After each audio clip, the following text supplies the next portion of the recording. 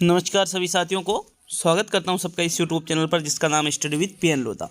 साथियों, पिछले 2-3 दिनों से बहुत ही जो इन्फॉर्मेटिव वीडियो जिसको हम कह सकते हैं वो मैं लेकर आ रहा हूं और आज का जो ये वीडियो है ये भी बहुत ज़्यादा इन्फॉर्मेटिव आपके लिए होने वाला है।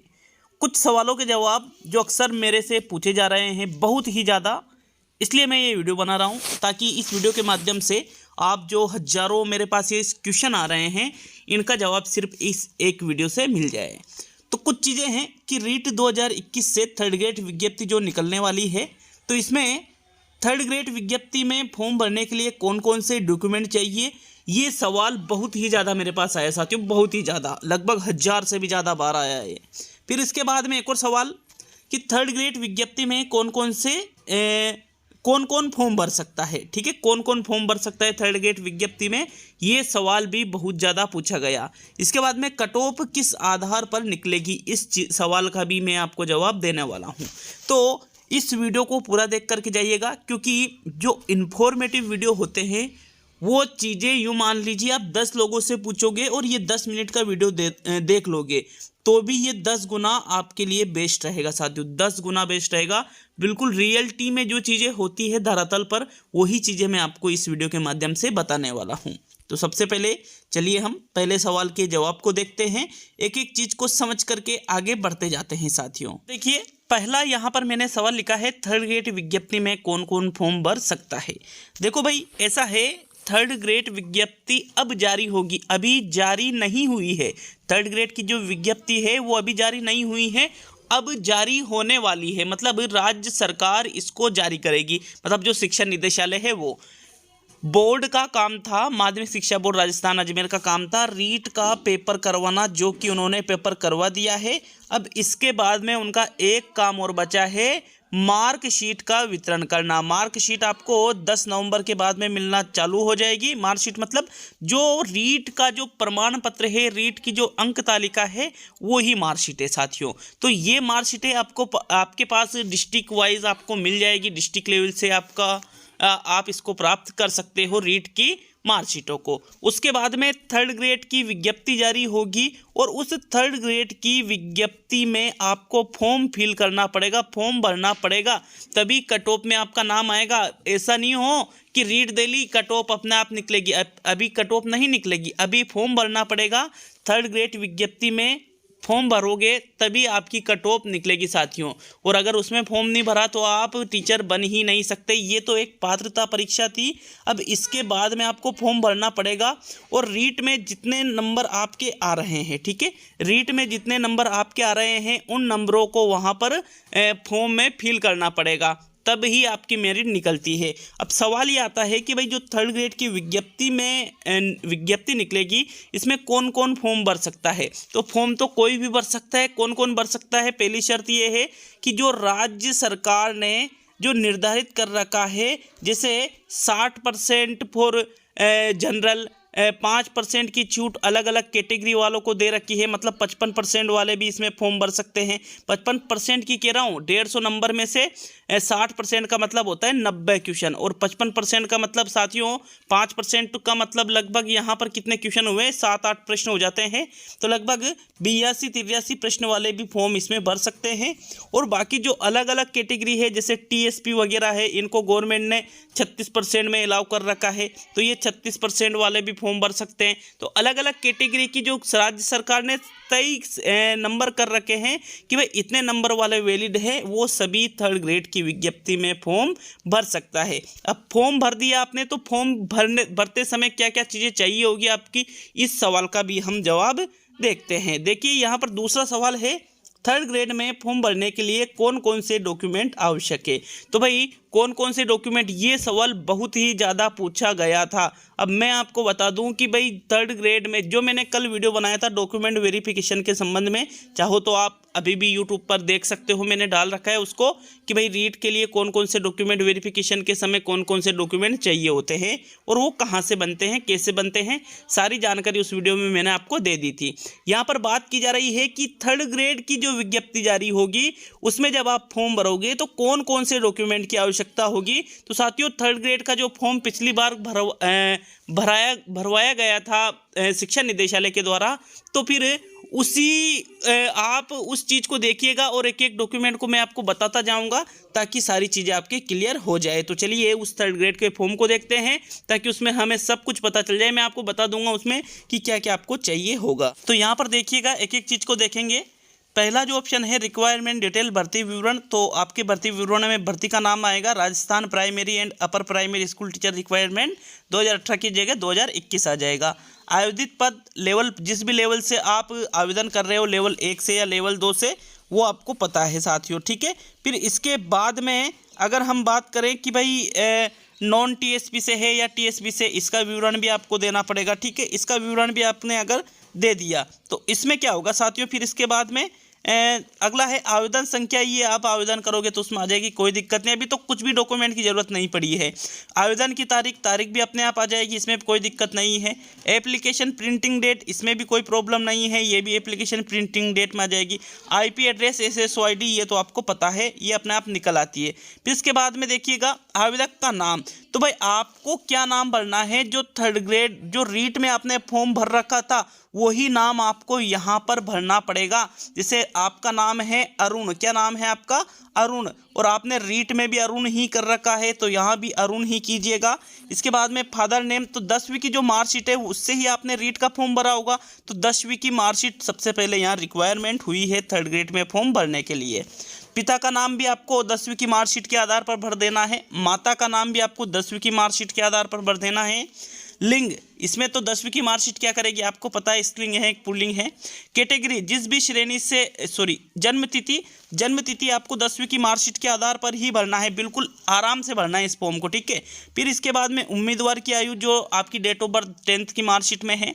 कैटेगरी, जिस कैटेगरी से आप आते हो, जैसे मान लीजिए मैं OBC से हूँ तो मैं यहाँ OBC फिल करवा दूंगा। स्पेशल विशेष विकलांग श्रेणी में अगर मैं एप्लीकेबल हूँ तो बिल्कुल यहाँ एप्लीकेबल, और एप्लीकेबल नहीं हूँ तो नॉट एप्लीकेबल।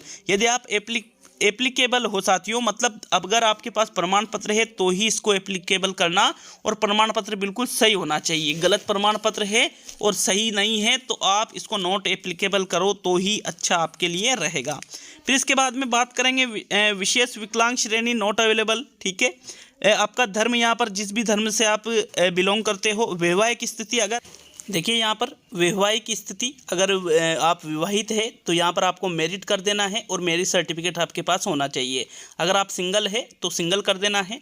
इसके बाद में जीवन साथी का नाम नॉट अवेलेबल, मतलब अगर सिंगल है तो कहाँ से जीवन साथी का नाम लिखोगे, और अगर मैरिड है तो अपनी पत्नी या अपने पति का नाम लिख देना है। क्या आपके एक से अधिक जीवित पति या पत्नी, एक से अधिक तो बिल्कुल नहीं हो सकते।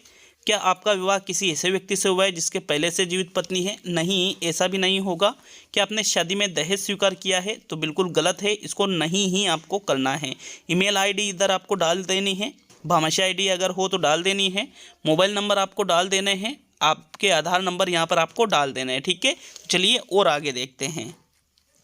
आपका विलेज, अब विलेज आप जो एड्रेस भर रहे हो तो जो आपके 10th में 12th की मार्कशीट में जो एड्रेस अगर लिखा हुआ है तो वही एड्रेस डाले, या आधार कार्ड वगैरह में जो एड्रेस लिखा हुआ है उनको डाले। तो विलेज आपने दे दिया, तहसील आपने लिखवा दी, डिस्ट्रिक्ट लिखवा दिया, पिन कोड लिखवा दिया। फिर पता टू, इसमें आपको पोस्ट लिखना है, आपका अपना राज्य चुनना है, आपको उसमें विलेज चुनना है और यहाँ फ़ोन नंबर लिखना है। फिर ये तो ठीक है, पत्राचार पता था, स्थायी पता भी जो पत्राचार पता है सेम वो का वही आपको डाल देना है साथियों।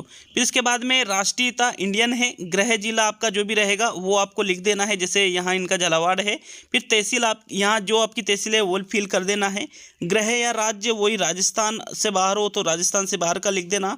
ब्लॉक, गृह ब्लॉक या गाँव वगैरह, ये सारी चीज़ें आपको लिख देनी है। इसके बाद में देखो आपको यहाँ पर क्या करना है, व्यक्तिगत विवरण में यहाँ पर ये सारी चीज़ें आप भर दोगे, ठीक है। विशेष श्रेणी, क्या आप पूर्व सैनिक है, अगर है तो यस करें। क्या आप उत्कृष्ट खेल व्यक्ति है, अगर है तो यस करें। क्या आप भूतपूर्व कैदी है, अगर है तो यस करें, नहीं तो नो। मौजूदा राज्य सरकार के कर्मचारी हैं तो लगभग मेरे हिसाब से तो नहीं होना चाहिए, अगर है तो यस करें। फिर आपको सारा ब्यौरा उसमें भी देना पड़ेगा कि भाई कौन से विभाग में कार्यरत हो, कौन सी पोस्ट पर हो, ये सारी चीज़ें, ठीक है। तो चलिए आगे बढ़ते हैं अगले पेज पर। तो यहाँ पर सबसे जो इम्पोर्टेंट डॉक्यूमेंट चाहिए वो यहाँ आपको मिलेंगे शैक्षिक योग्यता के अंतर्गत, ठीक है। तो सबसे पहले सेकेंडरी मतलब आपकी 10वीं की मार्कशीट चाहिए फॉर्म भरने के लिए, फिर सीनियर सेकेंडरी 12वीं की मार्कशीट चाहिए, फिर डिप्लोमा इन एजुकेशन इक्विलेंट। तो साथियों इसमें आपको जो डीएलएड आपने कर रखा है वो भरना है, फिर रीट या आरटेट में आप मतलब आरटेट तो ख़त्म है, रीट में आपके जो चीज़ें हैं वो भरनी है। तो सारी चीज़ें मैं आपको यहाँ पर बताने वाला हूँ, जैसे 10 लेवल 1 या लेवल 2 दोनों के लिए, दोनों लेवल वालों को बताऊँगा। तो देखो सेकेंडरी 10वीं में सब्जेक्ट सभी के सब होते हैं, बोर्ड का नाम जिस भी बोर्ड से आपने 10वीं की है, रोल नंबर 10वीं के, इसके बाद में किस सन में आपने 10वीं पास की है, कितने महीनों में, तो 12 महीने आएंगे, इसमें कोई दिक्कत नहीं है। परिणाम परसेंट यहाँ पर आपको अपनी भरनी है कि भाई कितने प्रतिशत आपके बने हैं, टोटल मार्क्स कितने थे, इसमें से कितने प्राप्त हुए हैं, प्रवेश तिथि, ठीक है, कोई दिक्कत नहीं है, इसकी भी कोई दिक्कत नहीं है। उसी प्रकार फिर यहाँ से आपको 12वीं में भी ऐसी करना है कि भाई आर्ट्स कॉमर्स साइंस मैथ्स के आपके 12th में सब्जेक्ट था। इसके बाद में आपके बोर्ड, किस बोर्ड से आपने 12वीं की है, रोल नंबर कितने थे आपके, फिर किस सन में की है, कितने महीनों में की है, परसेंटेज आपके कितनी थी, कितने टोटल नंबर थे, कितने प्राप्त आपने किए हैं, ये सारी चीज़ें। अगर आपने BA से लेवल 2 से फॉर्म भर रखा है तो फिर इसके बाद में आपको BA की डिटेल इसी प्रकार से भरनी है, कौन सी यूनिवर्सिटी है, कितने नंबर है, कितनी परसेंट है। फिर इसी प्रकार यहाँ पर जो लेवल फर्स्ट वाले हैं उनको डिप्लोमा इन एजुकेशन जो DLED है ऑल सब्जेक्ट, कौन सी यूनिवर्सिटी से आपने की है, कौन से सन में उत्तीर्ण की है, कितने महीनों में की है, कितनी परसेंटेज आपके है, टोटल नंबर कितने थे, टोटल प्राप्तांक कितने थे।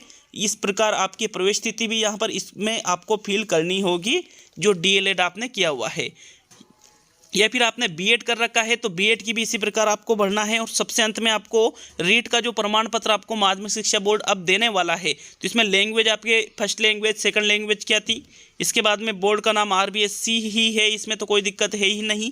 इसमें रोल नंबर आपको भरना है, 2021 यहाँ पर होगा, 0 यहाँ अवधि होगी, रिजल्ट परिणाम जो परसेंटेज है वो यहाँ भराई में आएगा, 150 में से कितने नंबर आपके आ रहे हैं। तो मतलब लेवल फर्स्ट में कौन कौन से डॉक्यूमेंट चाहिए, आधार कार्ड वगैरह, 10वीं की मार्कशीट, 12वीं की मार्कशीट, लेवल फर्स्ट की बता रहा हूँ, फिर BSTC का जो टोटल रिजल्ट है वो, और रीट का प्रमाण पत्र, ये सारी चीज़ें लेवल फर्स्ट में चाहिए। और लेवल सेकंड में क्या क्या चाहिए साथियों, एक तो 10वीं की मार्कशीट, एक 12वीं की मार्कशीट, BA की सारी मार्कशीट है, फिर B.Ed की जो टोटल आपके रिजल्ट है वो सारी चीज़ें आपके चाहिए, और रीट का प्रमाण पत्र भी आपको इसमें चाहिए, ठीक है। इसके बाद में आगे बढ़े तो यहाँ आपको डिस्ट्रिक्ट भर देना है, और लास्ट में आपको यहाँ पे क्या दिख जाएगा, एक रसीद मिल जाएगी कि भाई आपने भुगतान कर दिया है जो फॉर्म आपने फिल किया है। तो ये सारी चीज़ें हैं भाई जो आप विज्ञप्ति में जब आप फॉर्म भरोगे तो आपको चाहिए होगी। अब इसके बाद में अगले सवाल की ओर बढ़ते हैं साथियों। तो देखो तीसरा और आज का अंतिम सवाल था, कट ऑफ किस आधार पर निकलती है। तो कट ऑफ निकालने का जो आधार होता है, जैसे मान लीजिए आपने रीट का पेपर, मान लीजिए कि आपने रीट का पेपर दे दिया है 2021 का, अब आपको 10 नवंबर के बाद में रीट के जो मार्कशीट हैं वो मिलना चालू हो जाएगी। इसके बाद में 3rd ग्रेड की विज्ञप्ति जारी होगी, विज्ञप्ति में आप फॉर्म भरोगे, उसमें मैंने आपको बता दिया है कि फॉर्म भरते समय क्या क्या चीज़ें चाहिए होती है, सारी चीज़ें। आपने फॉर्म भर दिया है तो उसमें आपसे डिस्ट्रिक्ट भी चूज़ करवा लिए जाते हैं कि भाई कौन से डिस्ट्रिक्ट को आप लेना चाहते हो। अगर कट ऑफ में आपके अच्छे नंबर आते हैं, मतलब आपके अच्छे नंबर है, कट ऑफ में आपका नंबर आ जाता है, और कट ऑफ से भी ऊपर आपके नंबर है, तो जो आपकी पहली जो चॉइस है वो आपको मिल जाती है डिस्ट्रिक्ट चॉइस में।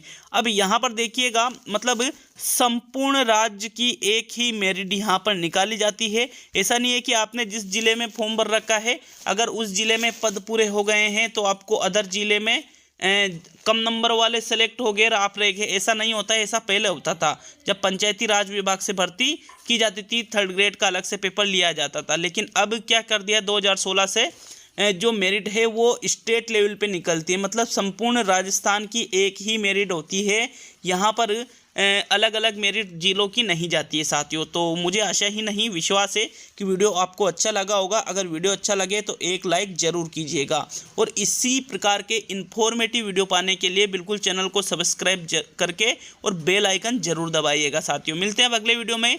क्लासें आपके जो 1st ग्रेड 2nd ग्रेड की क्लासें हैं वो बहुत जल्द मैं लेकर आ रहा हूँ। तो बहुत बहुत धन्यवाद वीडियो को पूरा देखने के लिए।